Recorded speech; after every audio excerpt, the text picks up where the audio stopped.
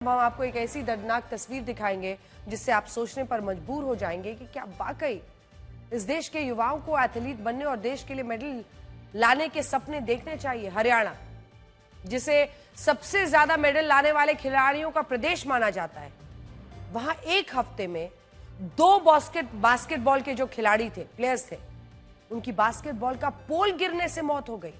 Basketball का पोल गिरने से मौत। आप भी जब इन तस्वीरों को देखेंगे तो आप भी यही कहेंगे कि यह हादसा नहीं, यह हत्या है। हरियाणा के रोहतक में अभ्यास करते वक्त बास्केटबॉल का पोल एक नेशनल प्लेयर के सीने पर गिर गया, जिससे 16 साल के हार्दिक राठी की मौत हो गई। हार्दिक उछलकर बास्केट रिंग में बॉल डालने का अभ्यास कर रहे थे। इस दौरान उन्होंने जैसे ही बास्केट रिंग को पकड़ा, बास्केटबॉल का पोल ही उनके सीने पर आ गिरा। इससे पहले हरियाणा के बहादुरगढ़ में 15 साल के बास्केटबॉल खिलाड़ी अमन के ऊपर पोल गिर गया और 2 दिन पहले उसकी भी जान चली गई। ये पोल कई साल पुराना और जंग खाकर लगभग गल चुका था। आखिर क्यों? इन तस्वीरों और घटनाओं से पता चल रहा है कि सबसे ज्यादा मेडल दिलाने वाले राज्य के प्रतिभाशाली खिलाड़ियों को कैसा इंफ्रास्ट्रक्चर मुहैया कराया जा रहा है। जिस मैदान में वो देश के लिए मेडल लाने के सपने को पूरा करने के लिए पसीना बहाते हैं, वहां उनकी जान लेने वाला इंफ्रास्ट्रक्चर खड़ा है।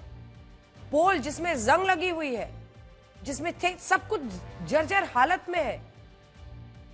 इनके लिए बजट तो आता है, लेकिन कहां लगाया जाता है, ये जिम्मेदारी खेल अधिकारियों और संस्थाओं की होनी चाहिए।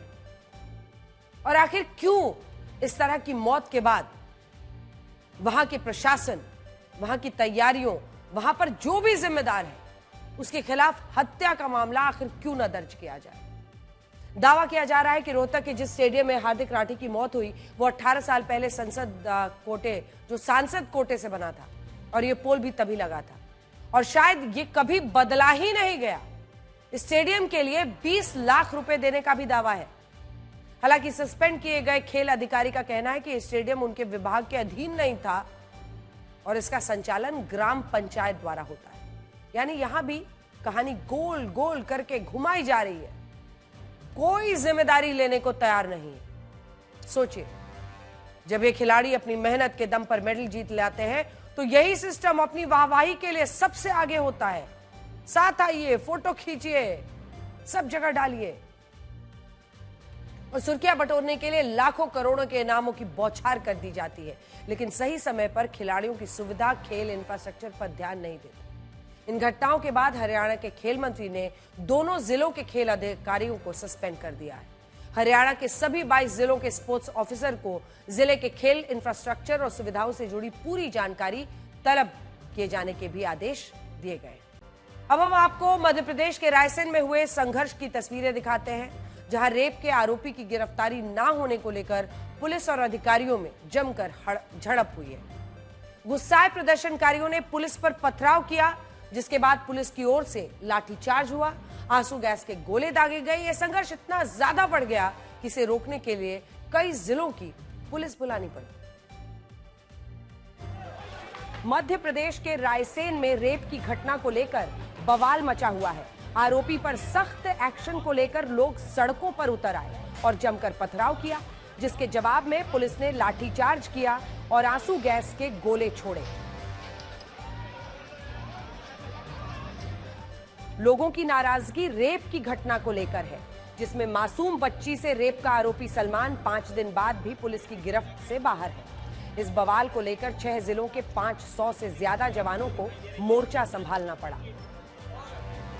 आरोपी की गिरफ्तारी ना होने से लोग नाराज थे। इस दौरान प्रदर्शनकारियों पर पुलिस की कार्रवाई ने लोगों को और आक्रोशित कर दिया और बवाल बहुत ज्यादा बढ़ गया, जिसे मुश्किल से काबू में किया जा सका।